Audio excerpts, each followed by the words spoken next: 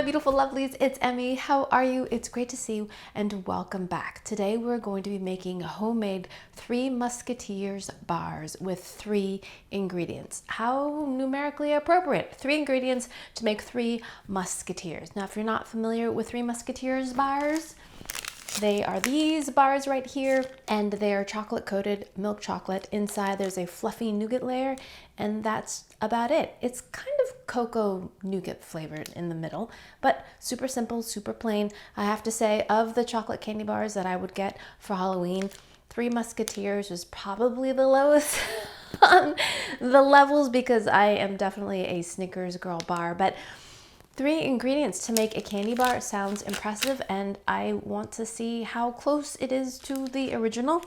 And let's go ahead and get started. So the 3 ingredients are Cool Whip topping, which is a dairy-free whipped cream that you can find in the freezer section here in the States. You have to let it thaw in your refrigerator so it's like whipped and happy. It's basically sugar or corn syrup, water, and oil that's whipped together to make a topping. That's what's going to be the nougat part. We're going to be mixing the Cool Whip with chocolate chips, and this is a combination of semi-sweet chocolate and milk chocolate. I found recipes that use one or the other, and I decided to mix them.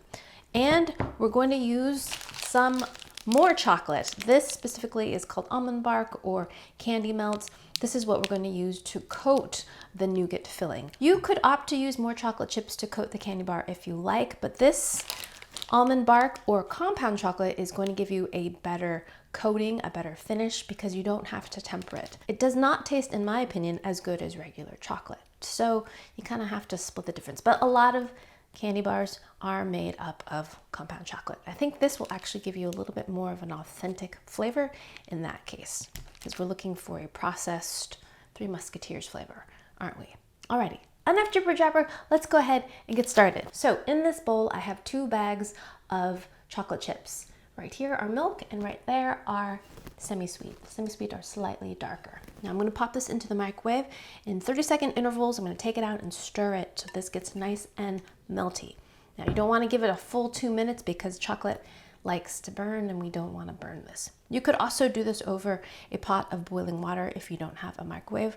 You just want to use a gentle heat, not directly on the stove, because again, burnt chocolate does not taste good. This is the compound chocolate, also known as almond bark. It contains no almond in it. Interesting, right? And this is a great value brand. You can find this at Walmart. But there are other brands as well. Ghirardelli makes a pretty good tasting one. They have a dark chocolate and a milk chocolate one as well. So that's a good one as well. And here we have the Cool Whip. And this is what it looks like. So give this a swizzle. So after 30 seconds, nothing has happened. So as I was going to tell you, this is what the Cool Whip looks like. Look at that. Bloop. It's like perfect, right? Glossy, shiny, and this has been thawed, meaning this has been sitting in the refrigerator for a few hours, and that gives you that really lovely whipped texture. Isn't that beautiful? Otherwise it's a little bit stiff. And we don't want stiff, we want floofy. I don't use this too often, but it's used in a lot of desserts, like instant type desserts. All right, let's check this out. So, more seconds later, it's beginning to melt. Excellent. So I've seen some homemade candy recipes that use chocolate chips, melted chocolate chips, for the coating of candy bars and candies, and they suggest adding a couple tablespoons of vegetable oil to help kind of get it in that fluid state that makes coating candy much easier. But although it might be more fluid, the chocolate still may not give you that beautiful glossy sheen that you get with tempered chocolate. Anyway, the ins and outs of tempered chocolate. I did a video a while back on making homemade chocolate from cocoa beans. Probably the most labor-intensive video that I've ever done. But check that out if you want to learn more about tempering. Alrighty, let's check on our chocolate chips. Oh yes. So that was about 2 minutes and 30 seconds. And I think we're there. We still have a few bits in there, but if you give it a stir, the little bits will melt with the residual heat from all the other melted chocolate. Again, don't want to overheat it. Great. Luscious, beautiful. So now we're going to beat this a little bit to give it a little bit of air, but also more importantly to cool it down, because once we combine it with our Cool Whip, you know, we don't want it to melt it too much. Here we go. Okay, let me check the temperature, and it says it's at 110 degrees, which is still pretty warm. So I'm gonna let that cool just a little bit while we line our pan. So here I've got an 8 by 8 inch cake pan, square, because I want to make candy bars, so square will be better. If you don't have a square pan, you have a round pan, you probably still can use it. You're just going to have to cut off the edges. Or perhaps shape doesn't matter to you. You can just make little candy nuggets, then, you know, whatevs. But I happen to have a square, so I'm going with it. Now we're going to line it with parchment paper so it makes getting the sticky nougat substance out of the pan easier. And let me show you a very easy way to cut the parchment to fit into the pan. So fold it into quarters, half and half again. You can kind of estimate about halfway, like into your pan like this. And we're going to basically remove this little corner here. So you can also do it like this. You can see it better. So here, so estimate this little corner that we're going to remove. So you can use it and line it up if you like, but I find estimating usually works pretty well. And if I don't have enough, I can always take off more. So like that, right? Now we're going to open it up, and we have kind of a plus sign. Now we just drop it in.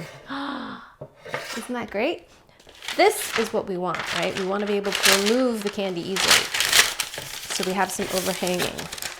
So beautiful. Now we're going to take our Cool Whip and add it to the chocolate. Now, many of the recipes said if the chocolate kind of seizes up into these little flecks, not to be alarmed and just to continue and carry on. So that's what we'll do. Now we're just going to combine this together. Unload.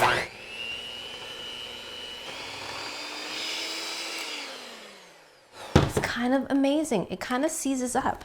Like, I think we're tapping into the nature of what happens to chocolate when you add water to it, which you rarely want to do, but it causes the chocolate to seize and stiffen and behave strangely. I think that's kind of what's happening here from the water that's in the Cool Whip, but it's turning into this kind of chewy chocolate mousse. Wow. All right, so I'm just going to give it a few final folds to get any chocolate from the sides incorporated. This smells phenomenal. I definitely recommend using a mixer if you have one, a hand mixer, because it makes quick work of this. Look at that, beautiful. Now we're going to transfer this into our pan. Wow, look how gooey it is. So this is going to be stored in the refrigerator and freezer. I think either or will be fine, but it needs to be kept cold. And I think that's to facilitate the texture, maintaining the kind of firmness of the candy bar, but I'm not sure. I've never made this recipe before, so we shall find out. So in terms of cost, the chocolate chips were a few dollars a bag each, so $6, and the whipped topping was about $2, and the almond bark was about $3 as well. So I've spent $10 or $11. So we'll see how many bars I get. So I'm gonna do my best to spread this around and get it nice and even. It's got an interesting texture. It's fluffy, yet kind of sticky. I've never made homemade marshmallows, but it kind of reminds me of what it would be like to make homemade marshmallows. I don't really care for marshmallows. That's why I've never attempted to make homemade ones. I just don't really like them. I'm not team s'mores. I know, sacrilegious, I know. But my family is, so whenever we go camping or have a fire, I'm always buying marshmallows and chocolate and graham crackers. I do love toasting marshmallows though, very much. I love getting the perfect toast, and then I'll give it to one of my kids. All right, oh, this is smoothing out beautifully. So I'm doing my best to get this nice and even because I want my chocolate bars, my candy bars, to be even too. Alrighty, I think we're gonna get a good number of bars out of this. Now I'm gonna pop this in the refrigerator for about a half an hour and then we will cut it. I'll see you in a little bit. Alrighty, my lovelies, I'm back. These have been chilling in the freezer and they're not frozen, they're just firm. So this should pop out readily since we lined it with parchment, and I believe it should even, yes, there we go.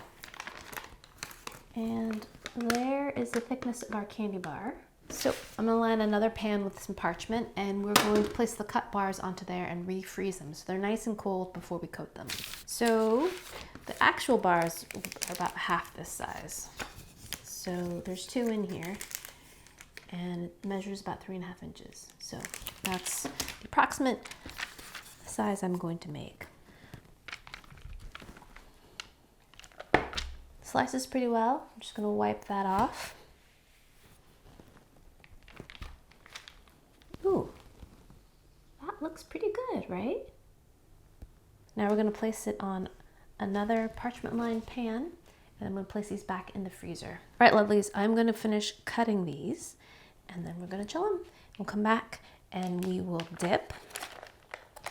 We'll melt first, then dip, and then taste. Alrighty, lovelies, I am back and now we are ready to coat our homemade Three Musketeers bars. I am chopping up the candy coating, the almond bark, the compound chocolate, whatever you want to call it, and I'm going to place it in a bowl and microwave it. So you don't have to chop this up, but it just makes it melt faster.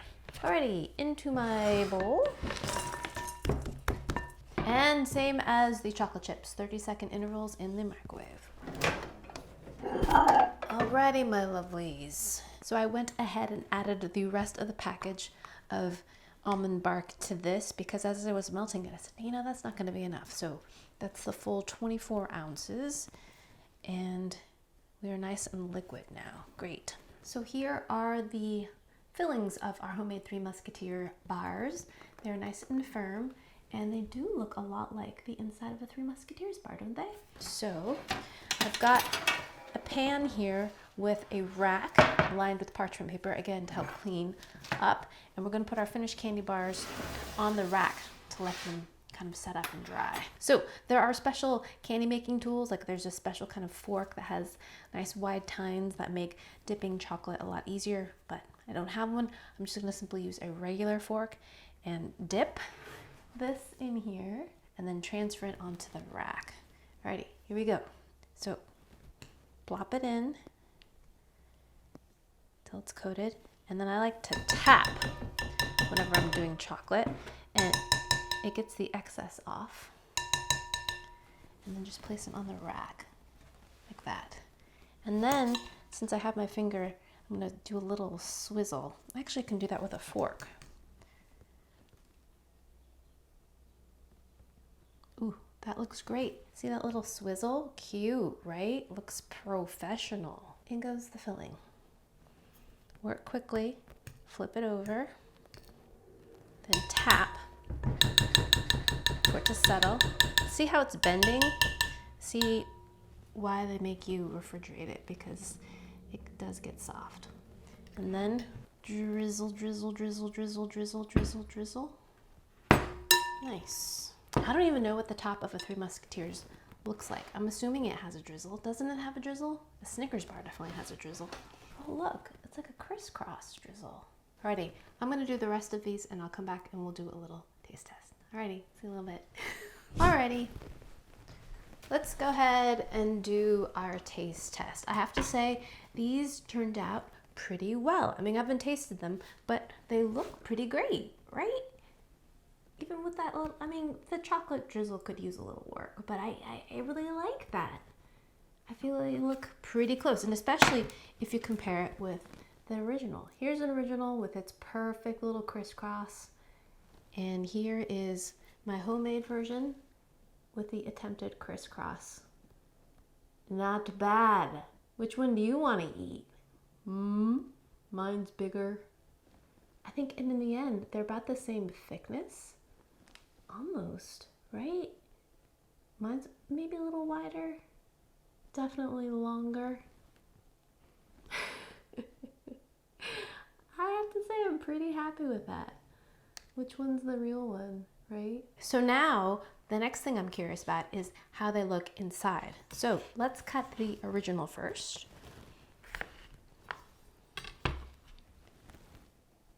That's the original. Exactly how I remember. Kind of a lighter brown color inside, candy coating, nothing else. Now let's cut the homemade version. Yes. Oh yeah, look at that. Pretty good. This looks like a Milky Way dark almost, right? Look at that, homemade versus store-bought. This is the original.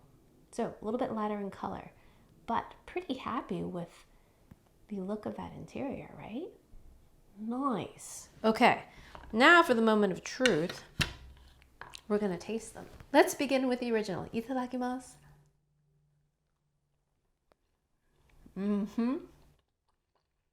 I think what I like most about a Three Musketeers bar is that combination of textures. You've got that kind of soft crackle of the chocolate on the outside, and then you've got this fluffy, slightly chewy, airy, foamy interior, and all of it is flavored sweet and chocolatey and milky. It's definitely a confection.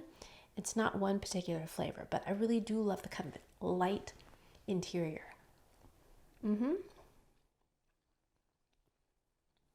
Exactly how I remember. Now let's compare that with the homemade version.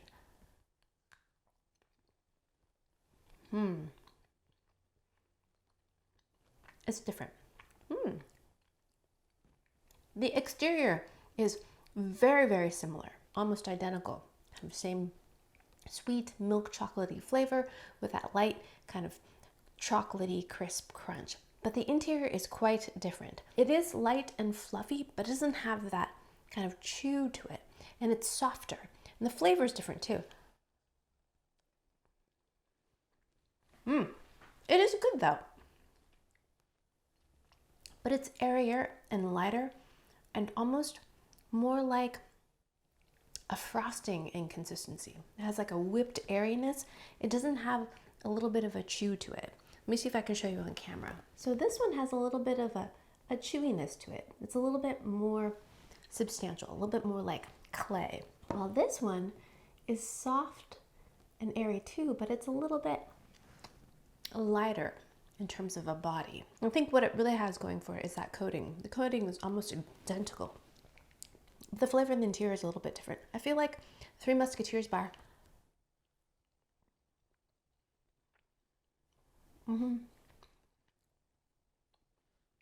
has almost more of like a malty flavor to it.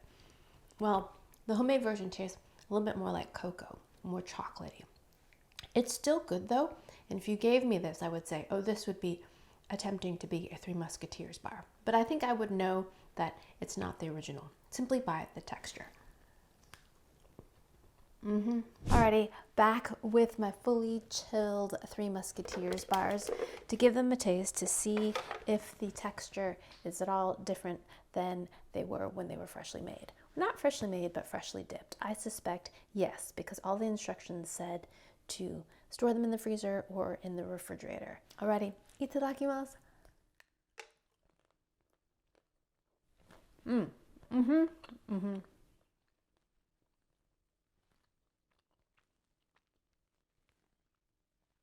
The texture is way better. Much more similar to the original candy bars. Still not as chewy, but definitely firmer and less kind of cloyingly sweet and frosting-like in texture and in flavor, actually.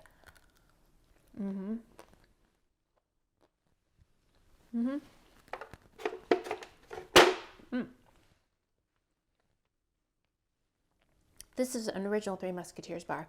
Let's taste that cold. Ah. Too hard. This I definitely prefer at room temperature. And the homemade version, I definitely prefer cold. It's much more similar to the original. In terms of price point, these were pretty reasonable. I spent about $10, $11 and I got 16 bars. So that worked out to be about 68 cents per candy bar. which is significantly cheaper than purchasing one. Although I have to say, I do like the original texture more than the homemade. But yeah, I think this might be a fun one to do with the kids. Pretty simple to make. Alrighty, my loves, there you have it. That's how you can make homemade 3 Musketeers bars with 3 simple ingredients. Thanks so much for watching. I hope you enjoyed that one. I hope you learned something. Please share this video with your friends. Follow me on social media, like this video, subscribe, and I shall see you in the next one. Toodaloo, take care, bye!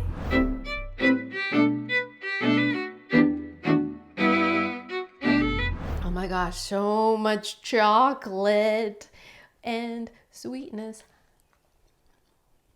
My impulse is to roll this up into a ball and to throw it. Why? No idea. No idea.